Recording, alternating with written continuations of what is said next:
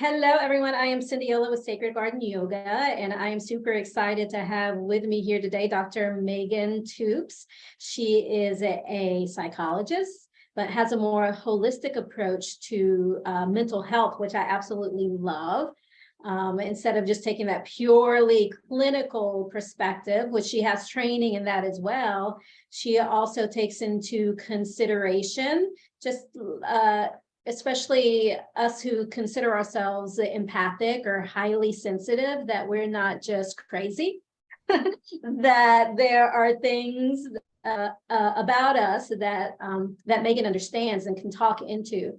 And that's what we wanted to emphasize in our conversation today. And I think most of you who are watching can probably relate to that. Probably most of you who are watching, you probably consider yourself more on the empathic side or on the highly sensitive side. So we're hoping to share information with you today that is helpful and will give you just, better understanding about yourself. So Meghan, is there anything that you'd like to say to just start with? Yes, thank you so much for having me. I'm glad to be here with you and your community of fellow empaths. And yes, I consider myself a holistic psychologist, a psychotherapist, and I specialize in the treatment of anxiety disorders in women primarily.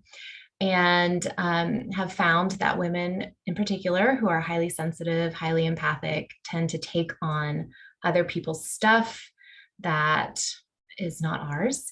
And without proper boundaries and without good self-care, then we just can have a lot of anxiety and be really dysregulated and have a really hard time. And so part of our journey is understanding ourselves, our identity as an empath, and learning how to create boundaries, how to increase self-care, and also how to determine, what's our stuff, what's their stuff, and what's our own projection as well. Like maybe we're just making up things, not in like a rude way, but just because we have our own stuff. So again, it's learning how to kind of delineate between self and other. Yeah. And you had mentioned that you are highly sensitive yourself, which is probably why you are so driven to help people in this way. And what have you found just with yourself was the most challenging thing for you to understand about yourself as an empath, especially when you first started? Like before you even realized you were an empath, and then you found out you were one, and you're like, oh, well, that makes sense. Yes, it's a journey, that's for sure. I mean, I think I went into the helping profession not only because I was really intrigued by other people, but because I felt things and I had intuitive hits ever since I was a young kid. I had a really kind of deep internal spiritual world. And I grew up Catholic, which has a really strong mystical component to it. And so that was a really big part of my life. And so I kind of went, I think, into a healing profession, not really fully knowing the depths of my sensitivity or empathy. And so at one point in my career, I had to take a break because I got burned out. Counseling is the highest burnout rate job, one of them. And I realized that, through my process of like having really bad anxiety and having panic attacks and having even some like autoimmune issues happening, I kind of went through a little mini health crisis. I realized that, I was feeling my own stuff and I was also feeling other people's stuff, and I had to start caring for myself at a really deep level. And I had always really put the other person in front of me. That's really been a journey that I've grown into. And when I do that to an extent of not caring for myself, symptoms pop up. So as I began to kind of like compassionately look at this, I was like, okay, so, my symptoms are my messenger. They're teaching me something about, parts of my life that need to heal and change. And so it kind of led me into this really like personal and professional shift towards viewing symptoms not as bad, but as information, and helping people learn to empower themselves so that they can heal from the inside out and not feel like diagnoses or anxiety is like a lifelong sentence or it's bad. So it really kind of emerged from my sensitivity into not taking care of myself into, okay, like a whole holistic picture. Yeah. And you had mentioned boundaries, and I think boundaries is a really important part in because you want to continue to maintain and hold the skill of feeling, because that's part of what makes you good at what you do. But then it's like, okay, well, how do I do that and still nurture my own boundaries and take care of myself? And so when you're talking about boundaries, and you had mentioned recognizing, okay, what belongs to me and then what belongs to somebody else, because that can be a hard thing to discern. When you're a feeler, you feel things like they're your own. Yeah. So what advice do you usually give to your peeps, to your clients, and how to discern between that? Yeah, yes. So first of all, with boundaries, when I started learning more about the science behind empathy, I had a teacher who talked to me about like these energetic boundaries. It's like people who are highly empathic, our boundaries are like kind of like this, and they kind of, so the energy can kind of flow in and out. And also we have more neural connections, more so on the right side of the brain versus somebody who's very like black and white engineering. Their boundaries are more firm, not necessarily like impenetrable, but a little more firm, but ours are really loose. And so yeah, it kind of comes through. I think something you taught me in our Reiki training was checking in real quick. Is it mine or theirs? Is it mine or theirs? And so kind of building that muscle of like checking in, is this mine or theirs? And that can help with the intuitive part I've found. But I also like to think about, how was I feeling before I interacted with this person, place, or thing? So like sometimes I'm very sensitive to Target, like shopping and things like that. And Yeah. sometimes like I'll go out and I'm not really like being mindful or intentional about it. I'll just go out and start shopping. And all of a sudden, like I will feel so depleted. And for a while before I started recognizing this, I was like, what's wrong with me? And then I would go into like spiral loopings versus, I really need to be more slow and I need to be more intentional. Do I have to go to Target or can I order it? Because before I went, I was feeling balanced and good, right? So it's like checking in, tapping in. How was I feeling before this interaction? How am I feeling now? And then the next step is, how do I get myself out of a funk if I get stuck in it? So that's Yes. me. Yeah. And what do you usually suggest? Like, okay, that was clearly not mine. Like, you figured out how to discern that. And you figured out that you've absorbed probably and taken on other people's feelings. And I know that when you separate yourself from the situation, it helps. It's like once you remove yourself from a situation where there's a lot of chaotic or whatever energy going on, it's like, oh, I can breathe, I can exhale. So you give yourself the space. And then yeah, sometimes it can take a minute to recalibrate to your own energy again. Mm-hmm. And is there anything that you suggest, like, to be able to get there more quickly, so you're not just holding on to that funk for the rest of the evening and then passing it on to the rest of your family and everything else? That can certainly happen. I think for me, well, with any change, the first step is always awareness. So I think awareness is really, really crucial here, because if not, we not only take on the bad moods or the feelings or the energy of somebody else, but then we automatically think it's ours. And then we can start going down pathways and tunnels of old narratives, old stuff from childhood, old stories about who we are, not good enough. And then we can spiral and loop and loop and loop. So I think having that awareness of, I am a sensitive person and I may have absorbed something that's not mine, and that's okay. And so we kind of like have this little self-talk moment of awareness. And then I think it depends on the personality. Sometimes I like to go and be by myself, but I really think that like talking with somebody who you care about, or having like a meaningful interaction with a pet or a human or a book, like can help us move out of our selfness of feeling so full and kind of icky in the moment into kind of this co-creative space, co-conscious space with someone else. whether it's living or if you don't have anybody around to talk to or somebody you can trust, going to your journal or finding a book or a poet or something to move you out of your space into with another who's positive and beneficial. And nature, I think, is a really big one, just being in the woods. Yeah, I love what you said about not going into some kind of spiral with it. In other words, you take the emotion that you might have absorbed and then you make it about you, and then like, oh, what's wrong with me? Or yes, and then that feeds it into some of your own old habitual patterns and ways of thinking. And then we take something that didn't even belong to us and turn it into something that is totally about us when it wasn't even about us in the first place. Exactly. So yeah, I think, understanding that about yourself. And I also loved when you were talking about the scientific aspect of the actual energetic boundaries that are there, that there's a reason why we are more or perhaps our energetic auric field or whatever you want to call it is more, it just seems like it's more penetrable than someone who is, solid. Is there anything else that you can say about that? That's kind of fascinating to me.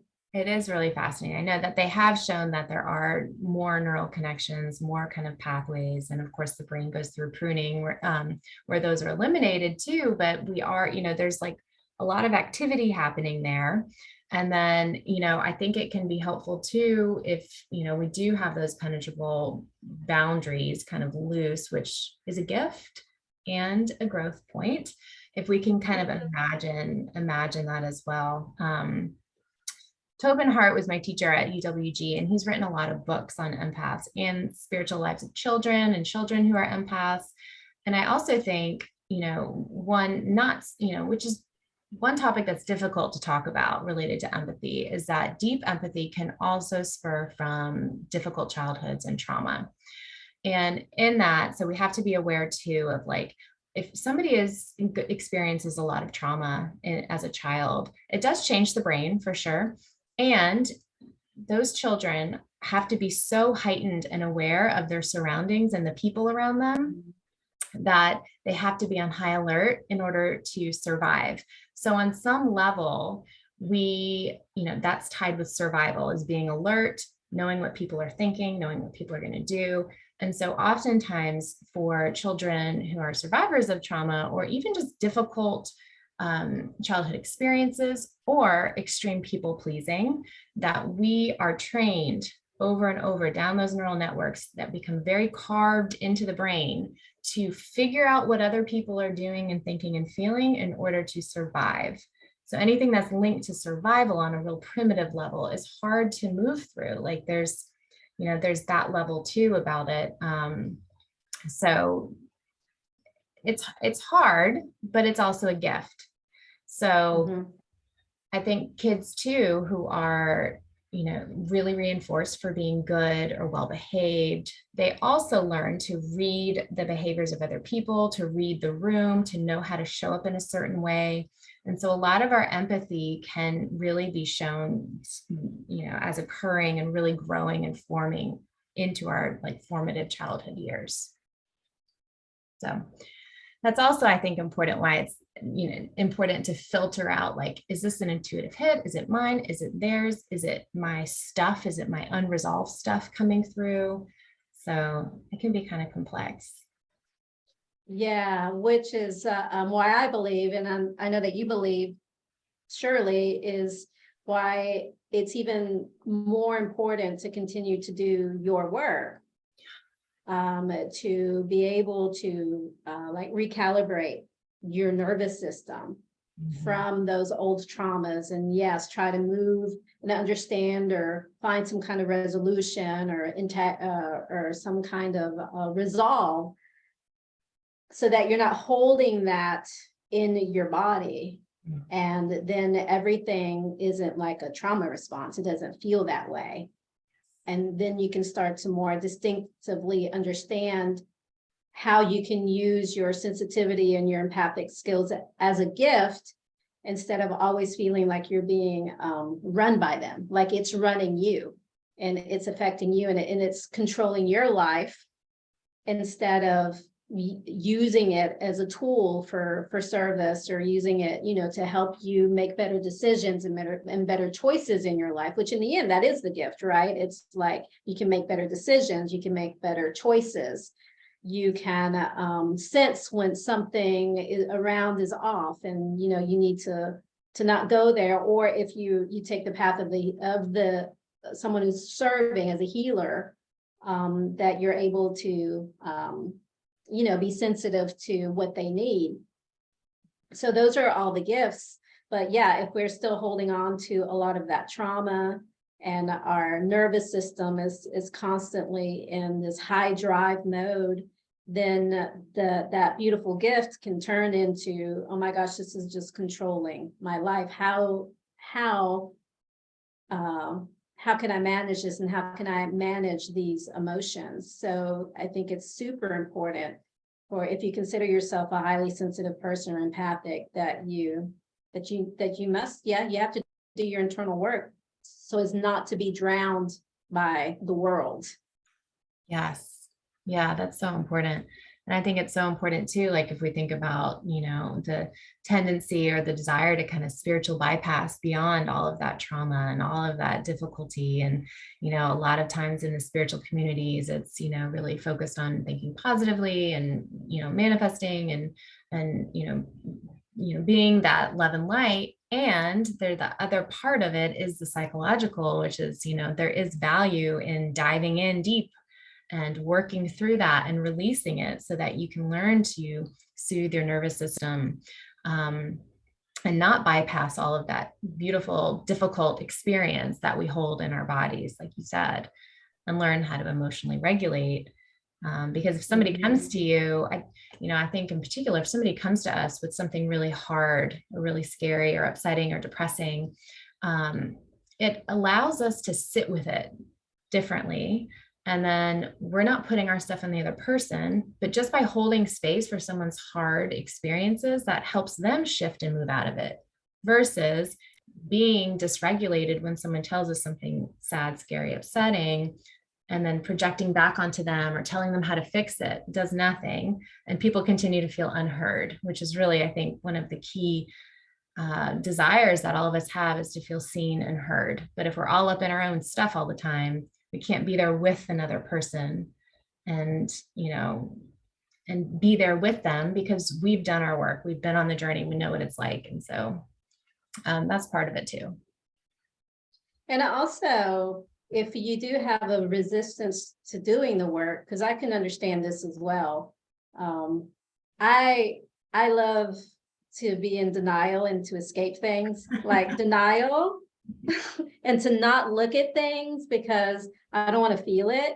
Yeah. I mean, that was, definitely like my go-to, like, oh no, I don't want to deal with it, so I'm not even going to look at it. I'm just going to pretend that it doesn't exist for a while. And, that's a coping mechanism, of course, or just escapism in general, just escapism and going somewhere else because you just simply don't want to look at the thing, because you feel like, oh my gosh, I go there, I don't want to feel it. And I think as a highly sensitive person, we do that, we escape, or we don't want to be embodied because we don't want to feel the things, because we think, or at least this is what I thought, is like, I'm not going to be able to handle the feeling. But the truth is, you can. I mean, once you get into it and you decide to look at the thing, confront the thing that you've been not wanting to look at, I mean, sure, it's not going to feel great, but I've never come to a point where I've just been like, oh, well, I can't handle it. Mm-hmm. It's like, I usually can. And so I think that that's part of it. Like if you are watching this and you're kind of in that state of denial or escapism, or just saying, hey, I just can't handle looking at it, you're so much stronger than you think. Just because you're sensitive, and it doesn't mean that you're weak. You are so much stronger than you think you are, and you can hold so much more things than you think that you can hold. And I think the more that we do go into those places and take that deeper dive, even if it is uncomfortable, that the more you do that with yourself, your container actually grows to hold more. And when you do start to feel the deeper feelings that might not feel that great, like fear or grief, because I know grief is one that a lot of us, it's like, oh, I don't think I can handle the grief. I'd rather not. Let's just pretend that that whole thing doesn't exist, right? But if you start to go into the grief or into the fear, into the sadness, or into whatever is happening, that it also then increases your capacity to then hold and know love, and to hold and know peace and joy and all these other beautiful things. Because it's like you have to be willing to feel it all. Sometimes you say, well, I just want to feel the good stuff. I just want to feel happy. I want to feel peaceful. I want to feel content. I want to feel abundant. I want to feel, which is what, you were talking about, the positive mindset thing, which we all need to do that as well. But if we deny the feeling parts of the grief or the sadness or the anger or whatever, if we push that down, we're going to push down the other one simultaneously. It's almost like you have to be willing to be a container and hold the whole thing. Yes. And then, all the beauty begins to shine through too. Yeah. Yeah, so well said. That's beautiful. Yeah, I can relate to not wanting to go to those dark places or those hard places. And I was kind of the quintessential like good girl and happy, smiling all the time, right? And so, there was a lot that I held in. And so once I was able to tap into that other part of me, which is inherent in all of us, us empaths, we just feel it more deeply. Things really began to shift and change in my life. And my connections with other people became deeper and more real. And, through the connection with myself.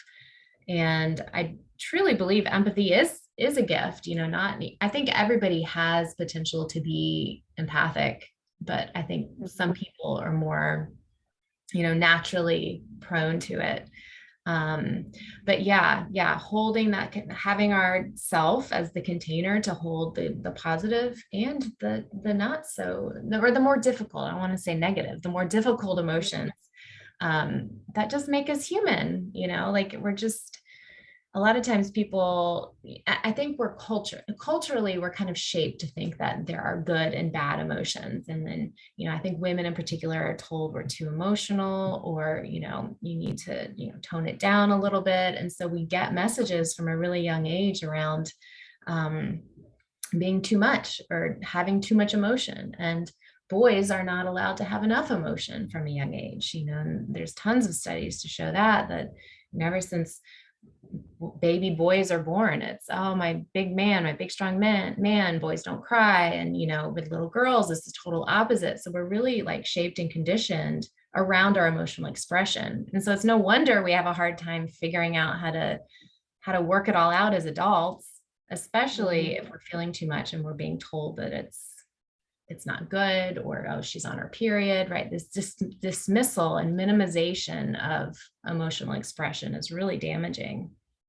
Yeah, I think so. And I love that you mentioned the boys too, because boys and men are also, they have the potential, of course, to be highly sensitive and highly empathic. And that even more so, like, a poor boy who is not even nurtured in that, they're nurtured in a totally different way, where their empathy or their sensitivity is almost, it can be looked down upon, or it can be seen as as a potential weakness. Yeah. And how they're, how they fit into society or whatever. Mm-hmm. And so for the boys and for the men, it's, I think, especially important to have a support system, and knowing that it's okay, that you can still be a man or whatever that means, and also like be sensitive and have, big feelings and emotions. Yeah. That's the only way. And I think that's a big thing. That's what's happening right now too. The women, we've been kind of like this opening of the divine feminine, or the sacred feminine, that's been going on now for a little while now. In other words, it's been a thing. It's been a necessary thing for us to have to go through, so that we can, own our power. And I think we're also coming into a space where it's like, okay, well, now the masculine, where before, or it has been, where the masculine has been kind of like demonized, the patriarchy, and the patriarchy sucks, and that kind of stuff going on. And I've talked about this on this channel before, but it's just as important to open up the conversation of how we can support the men and the boys, because, hey, they make up almost half of the population. I think women still make up a little bit more, but men make up a good, and without them coming along with us, and without us also giving them the tools and the understanding that they need, I mean, we can't really shift as a collective. Yes, exactly. Yeah. I agree. I feel very strongly about that as well. My son is a Cancer Cancer rising. It's all, this is, he's an emotional boy, but he's still a boy. And, I hope he's not mad at me for talking about this, but, I mean, it's like, how do you nurture a young son in this culture to, be himself, be, all the active expressions of who he is, and, be in tune with his emotions. And, patriarchy, it's like men have been lumped into patriarchy, like men are the bad ones, but it's that system, it's the energy of oppression, and it impacts men just as much differently, but as women in different ways, feeling like they have to be, the breadwinner, or super strong, or, kill all the bugs in the house, or, just all these like narratives that are not true. I do still have them kill all the bugs in the house, though. I do too. As I said that, I was like, that still happens in my household. Yeah. Yeah. But, I do think that, like, we have to look at our culture, as a whole, and how we're shaping young children. And my favorite activity for people who are interested in this is to go into Target and looking at the different kids' toys aisles. Look at the girls and then look at the boys. What are the girls doing? What the dolls? What are the boy dolls doing? The boy dolls are fighting, and they're, strong, and they've got huge muscles. And then the girl toys are small and sweet and smiling. And, we have to, our unconscious is being shaped by these, even just strolling down the Target aisle, we are getting messages, and we are enculturating this into who we are in our identity based on what our culture and society tells us. So it's hard for us to move beyond the culture to contribute to the collective awakening and consciousness in these ways, because there are so many factors that say otherwise. But I think as we talk about it more and we bring it into awareness and think, having hard conversations with our sons and our partners and our male friends, and that's how something happens. Yeah. And even as a woman, to work through our own ideas and our own trauma, or whatever that we might have about the idea of the patriarchy, which tends to want to close us off, to be available to then be a part of the solution for everybody, including the men. You know what I mean? Because as especially as an empathic person, you just kind of want to close everything off and blame it on somebody else. It's like, it's your fault, Yeah, it's your fault I'm feeling this way. But to actually do the work, and then also own up to your part of how you've been contributing to wanting to shut things out, like shut men out, or shut boy, or whatever, because of the past. So much of this having to heal from the past, and the past, because those past wounds were also very real. And that's part of it. It's like, okay, we got to honor the fact that those were real things that happen, and it still happen. But then how can we continue to process that with an open heart, so that we don't stay angry, or we don't stay judgmental, or we don't stay closed off? Because as a woman, and that woman archetype of the divine sacred feminine, the divine, the sacred mother, or, all the different archetypes that the woman holds. If we stay angry, or if we stay feeling like, well, in that oppression of, well, they deserve to not have my attention or love because look at what they did to us, or look at what they did to me. And, because that anger has like this really juicy feeling to it too. It's almost like you feel like I got a right to this.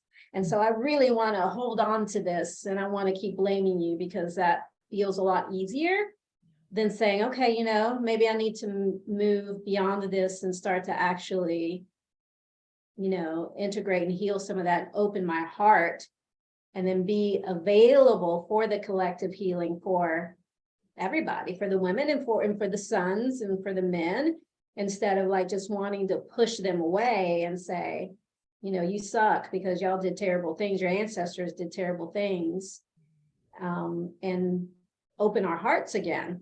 I think that's part of our process as women. That's the next level, to get out of the anger. Yes. And to actually be willing to say, okay, that shit happened. It was hard. It was terrible. Yeah. But now next, what's the next thing? I know, it's so hard. Yeah.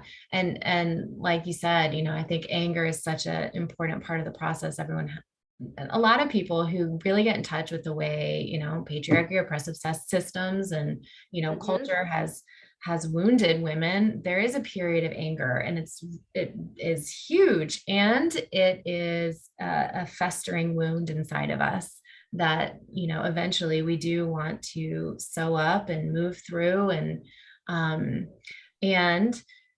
we can blame the other always. And this is like, going in just our culture, our world today is like blaming the other, that this person is bad, I am good, and anytime we're doing that, we're creating separation versus like, could I look at what's happening that's really bad and wonder, how was my consciousness a part of whatever's happening? What in my life do I need to work on to heal, to move through my anger, to move through my rage or hatred?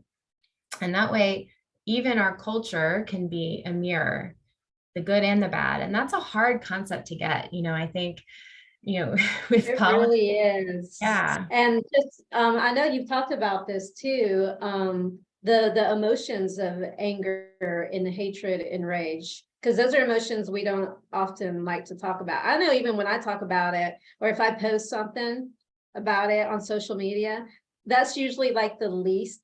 Yeah. Like, it's like, not very popular. Let me just stick with my hatred and the anger and rage, because there's like a purpose to it, there's a higher purpose to it. But then it's like, okay, but as empathic people, especially spiritual, well, because I think most empathic people probably they'll go into that spiritual line or spiritual path. They hate feeling anger, or rage, or hatred. You're right. Those are tough ones. They're just tough to feel. But it's like, okay, but how can I use it to propel me, move me forward, instead of staying stuck in it? Because if you deny it, and like, you can pretend that you don't have any, but it's still there. The emotion is still there, closing you off, and it's still there making decisions for you, but maybe on a subconscious level. It's like, okay, now I really actually need to look at, why am I still holding on to this anger? Why am I still holding on to this rage and this hatred? And the part of that is actually having to feel through it too, like willing to understand it. Yes.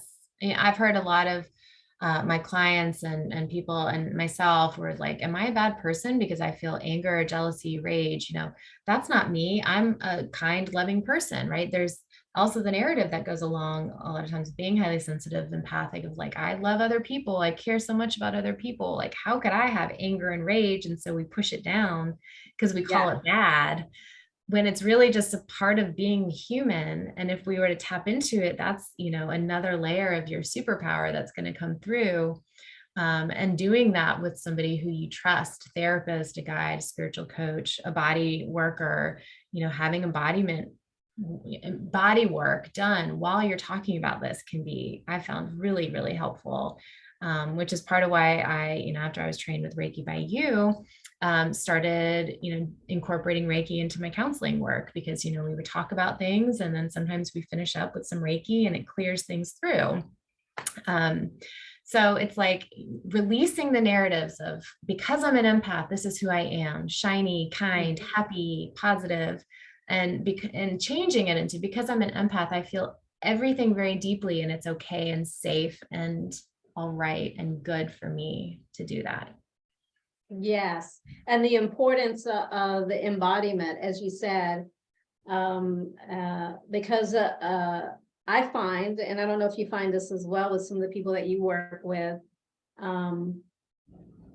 especially people who might call themselves like star seeds, like they're born and they don't feel like they belong. So I just don't feel like I belong on this planet. This planet is crazy nuts. Yeah. Then they tend to not want to be embodied, because the body experience, or the human experience, does not feel safe. And so they stay somewhere. And I find this too. Yes, some people that I work with it, but also you can see it a little bit in those who practice yoga. Yes. If they're not like firmly rooted, that's something that we work on. It's like, well, can you come down? Like, just set your roots. People who tend to be somewhere else, like consciously. I mean, they're moving through life, and they're moving through the things, but a big part of their consciousness is, it's like escaping, like we talked about. It's like, it's too much to feel in here, so part of me, I'm going to put it out there. And then that shows up with like people who do have a hard time grounding. Maybe they lose their balance very easily in balancing postures. They don't feel like they can pull roots down into their legs. Maybe their legs feel really weak or thin, or not supportive, or their hips, because that's the part of us that is the rooting aspect. Is it's like our lower bodies, our feet, our legs, or they have feet problems, or ankle problems, or leg problems, or hip problems, because there's not like this full energy that's pushing down into their lower extremities, because they're trying too hard to escape, to not be here. You know what I mean? It's like I'd rather be somewhere else. And then there's a fidgety, what's the word? Fidgety. They're fidgety. Yeah. Because it's like, okay, yeah, it's like they're constantly trying to not be here. They're constantly like trying to escape and be somewhere else, because to be here means that I have to feel, that I actually have to be around all these people and have conversations and actually be human. Yeah. And that's, I think, something that I see for highly sensitive people, is that, they just don't feel like safe, like they belong, that the body doesn't feel safe. So work, as you were talking about, to get them back in their bodies is so important. Yeah, that's so fascinating. It makes total sense. And I'm thinking, like, even in just mapping it onto counseling work, it shows up as the fidgety or busy brain. And, sometimes, going home and needing a few glasses of wine to feel like they're getting in their body, because it's all heady. It's, it's the ruminating thoughts, anxiety, it's panic, it's, and so it really maps onto what you're saying about, I wonder what it would be like to be having a session and have somebody do like a yoga pose to see the groundedness, like, I love that. Absolutely. Yeah. Like to bring the somatic effects to it, like bringing the body, because the energy still has to go somewhere. Yes. And if they're not pulling it down into their bodies and rooting and grounding and letting it move through, it's going to get stuck. Yeah. Yes, exactly. And it's going to be like excess, too much up here. And it's hard. Yeah. That anxiety and everything that you're talking about, it would totally make sense. Yeah. And then if you're not in the body, then you're going to be more prone to kind of maybe taking on other people's stuff, because you're not totally rooted in it. You don't have your boundaries now, because since you're off somewhere else, Yeah. You're not tending to yourself. You're Mm-hmm. not tending to the needs of your body. You're not tending to your boundaries, because it's like, yeah, you're escaping. And then addiction, of course, Yeah. Yeah. plays into a part of that too. If then, you get tied uh, to addictions, because they're more about escaping too. A lot of addictions are anyways. Like, I'd rather not feel, or I'd rather not be in body, or I'd rather just avoid the whole thing. So let Mm-hmm. me numb out. Mm-hmm. Mm-hmm. Yeah. Yeah. And then I'm thinking even more about, like, brain gut connection, and how anxiety disorders, depression, there's so many GI symptoms, which, is that, first and second chakra. And it's like, and then brain is connected to the gut with the vagus nerve, and how yoga can be so helpful in stimulating the vagus nerve, and again, pulling that energy down. So it seems like that's a really strong theme for people who might be resonating with what we're saying, is like, how can you practice pulling the energy down? Sometimes I like to do a light meditation, like visualizing light. I do that a lot, but like, I'll try to move, like, I'll visualize it if I have an excess in my head, and just bring it down into the body, and, just do that like periodically to intentionally try to ground myself. Um, so yeah, good stuff. Yeah. Mhm. Yeah. A lot of good stuff. Well, is there any other final things that you'd like to just maybe, so, people who are watching this, that advice or anything that could be helpful that you found with your clients, that have been some of the most helpful things or helpful tools? Yeah. So yeah, I mean, there's a few things. I think, first of all, trying to establish a kinder voice inside of your head. So bringing more awareness of the negative voices that are coming up around your empathy, around your sensitivity, around your big feelingness, which are really, could be internalized oppressor. It could be, your teacher who told you too much. It's like, we kind of collect these voices from our external world who tell us that we're not enough, or we're too much, or all these things. So starting to bring awareness into that voice, like, what is it that's telling you there's something wrong with you because you're sensitive or empathic? And then trying to cultivate a kinder voice, or a teacher voice, or a wise voice, or grandmotherly voice that's maybe saying, you're okay, you're good, that you are exactly the way you need to be. So starting to kind of get in tune with the dialogues in the head, because we all have these inner voices, and taking your sensitivity seriously. So, taking time to exercise, to move your body, to talk with people, to have a community of like-minded people, and notice, you might not be able to have as much sugar or caffeine, or, Mhm. you just can't, and that's okay. Yes, I meant to ask you, that dinged in my head earlier, food. Are Yeah. there any foods that you find, or just like sugar is Yeah. the word? I just cut out a lot of sugar, and I noticed a big difference in my clarity, and also in my joints. Yeah. Like, I don't have as much inflammation in my body, because inflammation in your body, especially if you are more highly sensitive, Yeah. because you're not only highly sensitive emotionally, you're highly sensitive physically. Yes. Yes. Yeah, and so, like, inflammation can totally have an effect on your mood. Mm-hmm. Mm-hmm. So yeah, Totally. yeah, other foods that tend to not be so great, or Well, I would say in general, working on strengthening the gut. So that was a really yeah. huge part of my journey of overcoming anxiety and tuning in with my sensitivity, was healing my gut. So, the gut is also called our second brain. It's connected to our brain. Like, they talk all day long, giving updates. So, trying as much as possible to eliminate processed foods. It's really hard when everyone's so busy, but as much as possible, trying to eat whole foods. Bone broth is really good and nourishing for the gut lining. We want to keep that really strong. Leafy greens, I think if people could add like a green smoothie to their day, you could get so much nutrition just, first thing in the morning.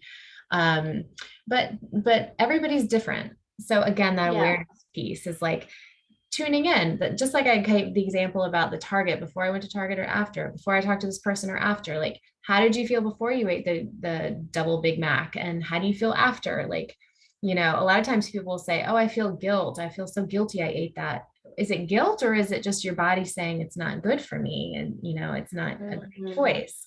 So it's like compassionately and non-judgmentally checking in with your body after you eat foods, noticing, I feel really good when I eat this. Don't feel good when I eat that. I'm really sad I can't eat the 5 Oreos I do every night, but I'm going to do this to choose myself because sugar really deeply impacts me. I think sugar is probably the biggest influence of inflammation and anxiety and just not so goodness. And it's addictive, you know, it acts on the same receptors in the brain as drugs and alcohol. So you're getting a quick dopamine hit, you know, and so it makes you feel good. Makes sense Yeah. that you do it. Yeah. And But then talking about like the thing we were talking about, like if you do tend to want to not reside within your body, then it's harder for you to do the things that are more abusive to your, or I'm sorry, it's easier to do the things that are more abusive to your body if you choose to check out of your body. yes. But if you decide to come in and like really check in, your body will tell you, as you said, your body will start to signal to you, this is good for you, this isn't bad for you. But if you're just completely checked out, then it'll be harder for you to pick up on those signals. Yeah. And sometimes we don't want to listen to the signals, you know, sometimes I'll get a hit to, you know, not eat something and I eat it anyway because I don't want to listen because I'm being like stubborn or rebellious or in my inner child or something. But like, you know, that's part of it too. It's like noticing it, taking it seriously. But you know, the choice is big too, because sometimes you just want to eat the Big Mac. And as long as it's a compassionate, loving choice and you're aware of all the dynamics, then, you know, go for it. But you know, I think kind of that tapping out of body, the numbing, the mindless destruction can, you know, lead to anxiety and depression for sure. Mhm. Yeah. Yeah. Yeah. And then also knowing that you're not alone in your, because I think sometimes if we feel like different, like how many empaths grow up and they feel different, like different in school, but then you're surrounded by people that feel different. Yes, And you think that you're isolated in your in being different, but you're not. There's all sorts of people that are actually around you that also feel different and isolated. So it's like you're really not in this by yourself and you're not the only one. mhm, mhm. There's one more thing that I would like to add on, and you can tell me what you think about this, is to be careful to not use your empathy as an excuse to not participate in life. Nice. Yes, that's such a good point. I'm glad you brought that up. Mhm, mhm. Because that can happen. Like, you know, you like, for instance, let's say you label yourself an empathic person, which will, you know, oftentimes people who are empathic will label themselves as an introvert too. And then they use that as a total excuse to not participate in life. Or I'm too sensitive, so I'm not going to do this, and I'm not going to do that, and I'm not going to do this. And then you close off to all the beautiful experiences in life because it's just another trauma response, isn't it? To not have to make yourself available. And I think that that's part of what we have to figure out, isn't it? It's like we do want to honor boundaries, like, but then at the same time, we don't want to put up so many boundaries where we're just checking out and not participating and not being available and not doing the things that are going to, you know, Yeah, fulfill you and bring more experiences into your life. exactly. I think that's a really excellent point. And kind of one technique I teach around that is allowing our emotions to guide our decision making. If we do find that we're getting caught up with excuses around being an introvert or too empathic to do this, you know, what emotions do you want to feel in your life? So, for example, like calm and confident, maybe those are two examples someone wants to feel. Will this choice help me feel calm and confident? You know, or whatever it is. Will this choice help me do that? If the answer is yes, then do it. If the answer is no, ask, will it help me to grow? Will it help me to kind of challenge myself a little bit? And then maybe push yourself a little bit to try it. You know, if somebody is invited to a party and they get really socially anxious or nervous about it and they don't think it's going to make them feel calm and confident, but there's room for personal growth. There's room to show up at that party and really practice being grounded and really practice like standing up straight. And even if you go for 20 minutes, it's at least an opportunity to work towards your emotional goals. And then we get out of our head and we get into our body through emotions and embodiment. Yeah, yeah, I love that. Yeah, asking whether the decision is going to serve me or serve others or serve who we're becoming, because answering to your comfort is not always going to be the best solution. You know what I mean? Which is, I think, what we often do. We base our decision solely on comfort and nothing else, and not looking at it as an opportunity to find out something new about yourself, or to grow, or to step into the version that you want to be, or that you're becoming, Yes. So yeah. Hard. Well, great. Well, Meghan has she's put together a retreat here in Georgia, down in Serenbe, if any of you are familiar. So it's a lovely, lovely space. And it's a women's retreat. Yeah. And you have many guests. Yeah. Do you want to say any little bit more about, so anyone who might feel, who's in the area, who might feel like they want to learn more, or get additional support about this? Yes. Part of the reason I created it was for exactly what you said, is people who feel lonely and isolated. These amazing women show up in my office and talk about how they're on the spiritual awakening and journey and empathic and feel so alone. And so that's part of why I created this retreat. And so it's in October 1st and 2nd. You're going to be there talking about intuition on Sunday. So happy about that we have, we have 7 speakers, including myself. And so it's going to be a real integrative, health and wellness focused, building community, couple of days. And I think a lot of women have a hard time taking time for themselves. So this really is a push and encouragement to choose you, even if you just come for one day. That's a big deal. I know it's a big deal, busy moms, busy women, but would love for anyone to reach out with any questions. It's wildwonderretreat.com or at my website. I'll put the website too down in the description to this video, and I'll put Meghan's website on there. Now, as far as do you only see people in person, Meghan, or do you see any people virtually? I don't know if that's a thing for you. Yes. Yeah, I do see people virtually. I can only do counseling in Georgia, so I have clients worldwide, and we just do coaching format virtually. So either one. Okay. Yeah. So no, if you resonate with what Meghan has to say, that she's available for you virtually and in person in Georgia. So I'll put all her information down below as well.